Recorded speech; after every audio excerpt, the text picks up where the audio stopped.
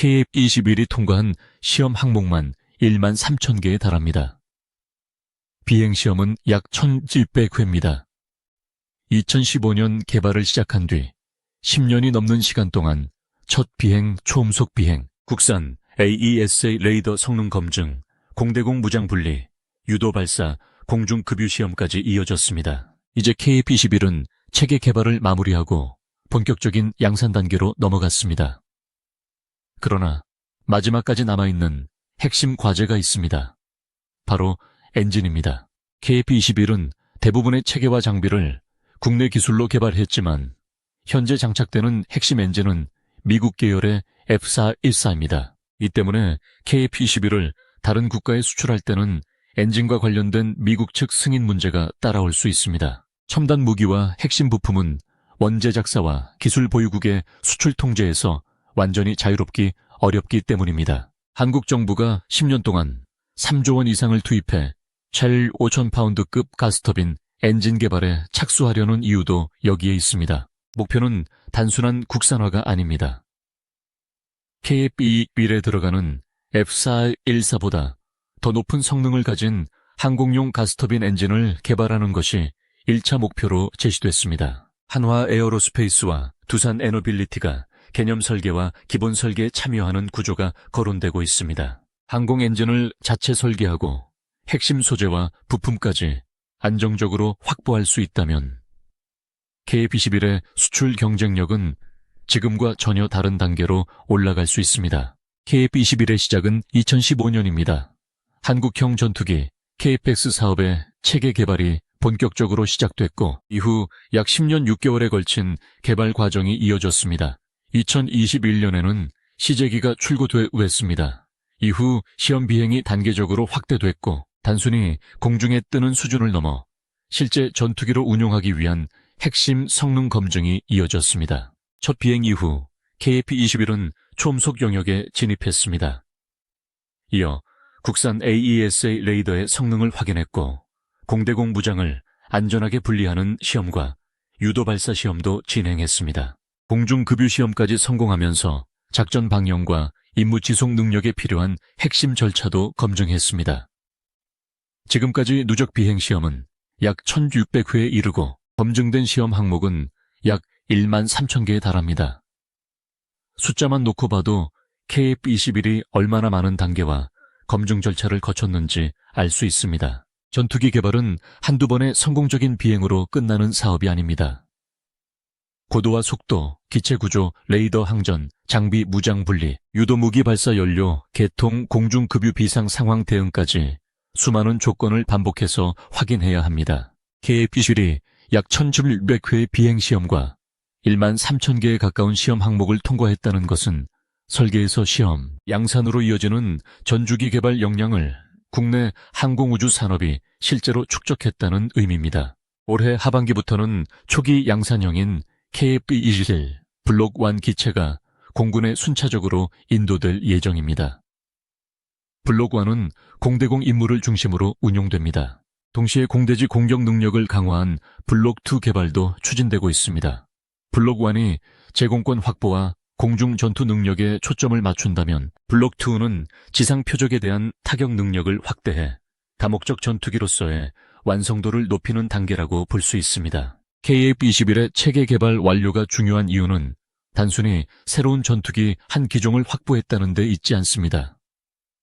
한국이 설계부터 시험, 양산까지 전투기 개발의 전 과정을 직접 경험하고 산업 기반을 확보했다는 점이 핵심입니다. 자료에서는 대한민국이 이번 개발을 통해 세계에서 8번째로 첨단 초음속 전투기를 개발한 국가에 이름을 올렸다고 설명합니다. 그만큼 전투기 개발은 소수 국가만이 감당할 수 있는 고난도 산업입니다. 하지만 KF-21이 해외 시장에서 본격적으로 경쟁하려면 해결해야 할 제약도 분명합니다. 가장 대표적인 것이 엔진입니다. 현재 KF-21이 사용하는 F414는 검증된 성능을 가진 엔진이지만 제조 면허와 핵심 기술이 미국 기업에 연결돼 있습니다. 따라서 KF-21을 제3국에 수출할 때 엔진 관련 승인을 포함한 여러 절차가 필요할 수 있습니다. 기체를 자체 개발했다고 해서 모든 수출 조건을 한국이 단독으로 결정할 수 있는 구조는 아니라는 뜻입니다. 정부가 10년 동안 3조 원 이상을 투입해 쉘 5,000파운드급 가스터빈 엔진 개발에 나서려는 배경은 바로 이 구조를 바꾸기 위한 것입니다. 자체 엔진이 확보되면 단순히 부품 하나를 국산으로 바꾸는 효과를 넘어섭니다.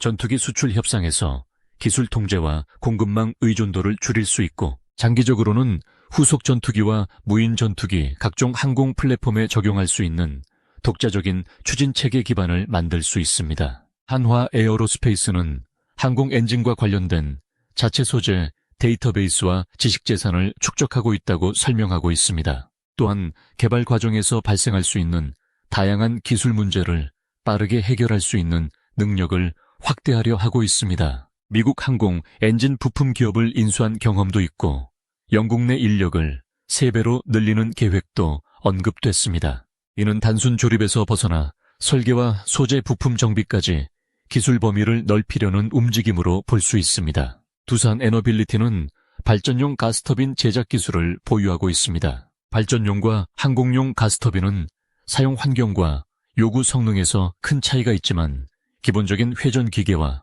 고온부 기술 소재와 냉각 정밀 제작이라는 공통 기반이 있습니다. 자료에서는 두산이 보유한 가스터빈 기술이 항공용 가스터빈 개발 시기를 앞당기는 데 도움이 될 것으로 기대하고 있습니다. 그러나 항공 엔진 개발에서 가장 어려운 부분은 단순히 엔진의 형태를 만드는 것이 아닙니다.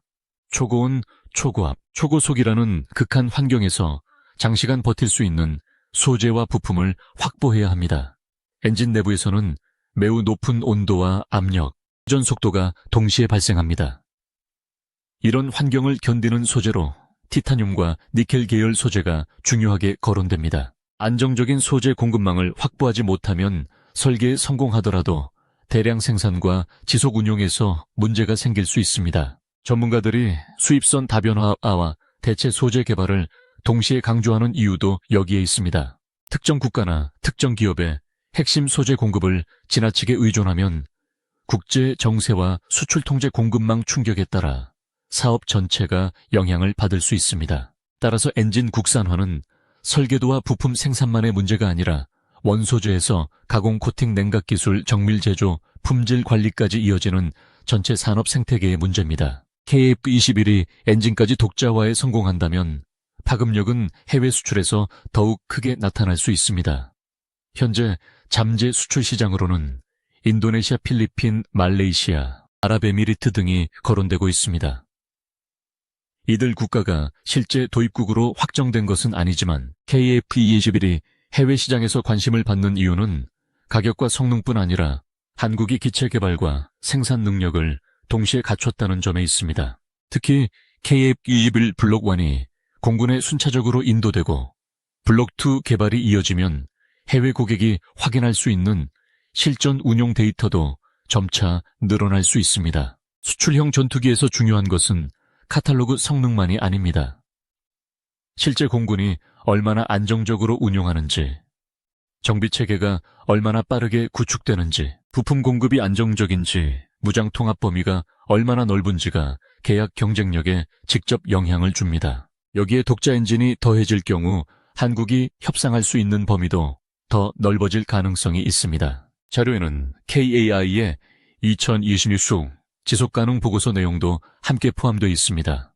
KAI는 기후변화 대응과 자연환경 보존 전략을 강화하고 있으며 방산업계 최초로 인공지능 솔루션을 도입해 관련 데이터의 수집과 검증을 강화했다고 설명합니다. 기존 책자 중심 방식에서 웹 기반 보고서로 전환해 접근성을 높였다는 내용도 담겨 있습니다. 환경 부문에서는 기후변화 시나리오에 따른 재무적 영향을 정량적으로 분석해 사업 전략에 반영하고 있습니다. 고성종포 사업장에는 태양광 발전 설비를 추가 설치하고 재생에너지 비율을 기존 7.3%에서 12.5%까지 확대할 계획입니다. 단순 계산으로는 5.2%포인트의 확대입니다. 미래형 항공기체와 수소연료 항공기 같은 저탄소 기술 연구 개발도 이어가고 있습니다. 협력사 지원을 위한 상생펀드도 운영하고 있습니다. 현재까지 9개 협력사에 총 109억 원 규모의 대출을 승인했습니다. 지배구조 부문에서는 준법 경영 체계를 강화하고 기업 가치 제고 계획을 공시하며 경영 투명성과 주주 권익 확대에 나선다는 내용이 포함되어 있습니다. KF21 양산이라는 대형 방산 사업과 동시에 기업 경영 구조와 공급망 환경 전략까지 함께 강화하겠다는 방향입니다. 엔진 개발 계획이 더 주목받는 이유는 KF21 사업의 성격 자체가 이제 개발에서 생산과 수출로 바뀌고 있기 때문입니다.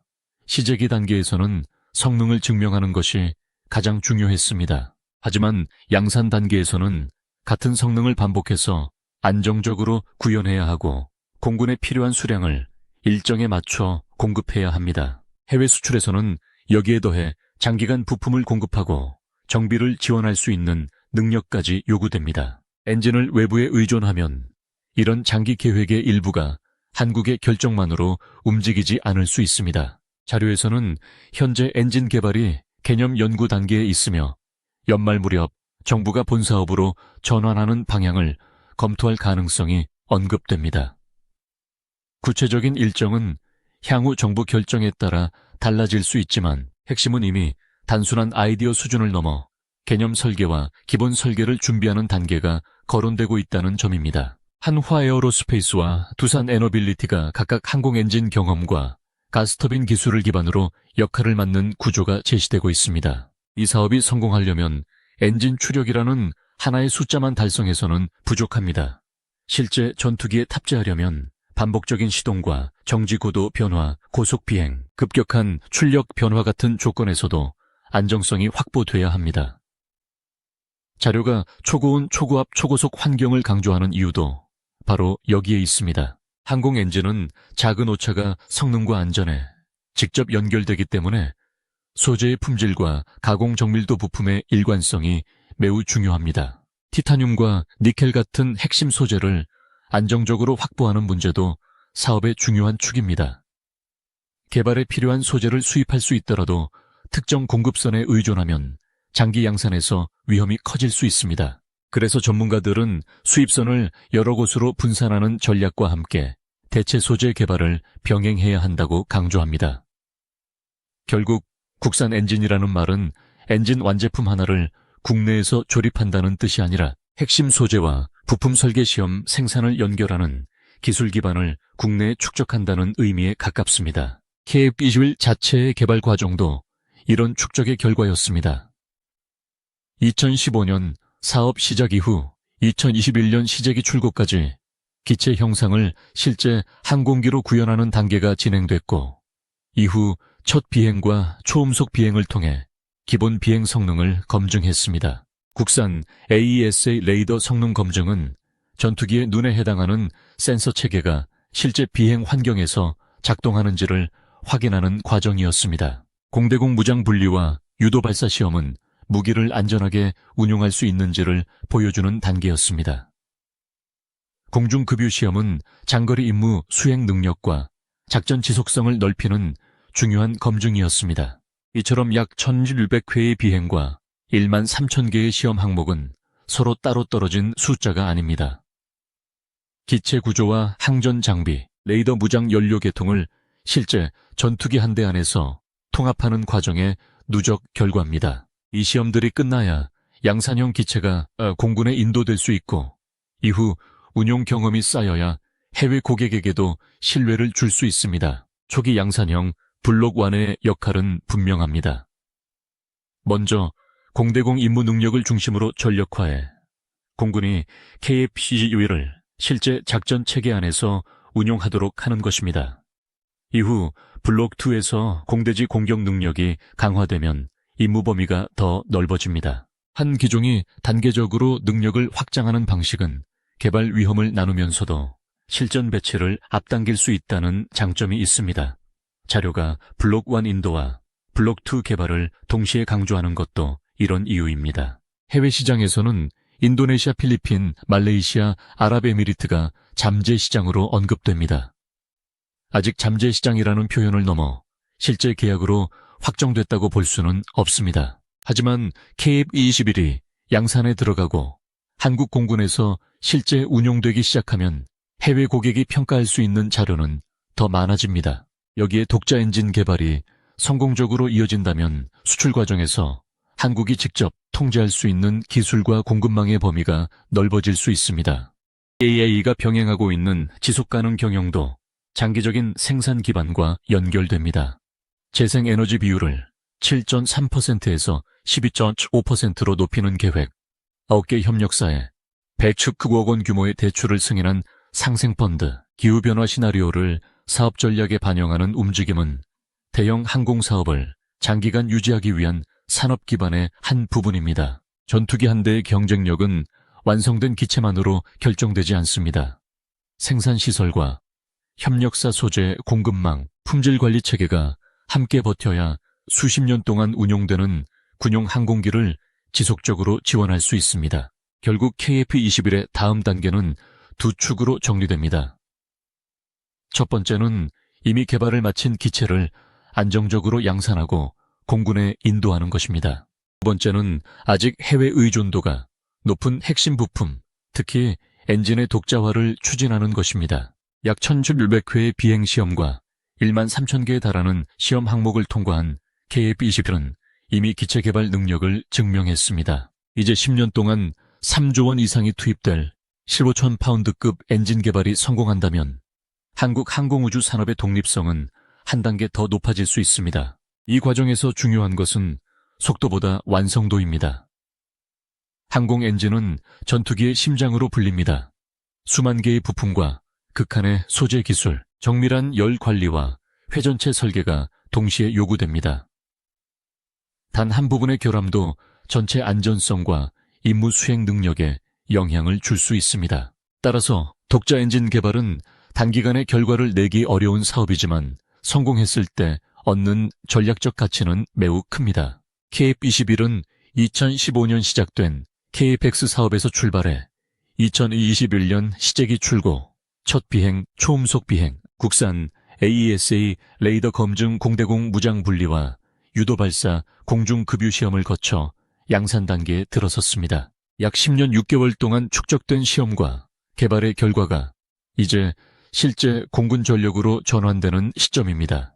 그리고 그 다음 도전이 바로 엔진입니다. 3조 원 이상 10년 1조 파운드급이라는 숫자는 단순한 개발 계획의 숫자가 아닙니다.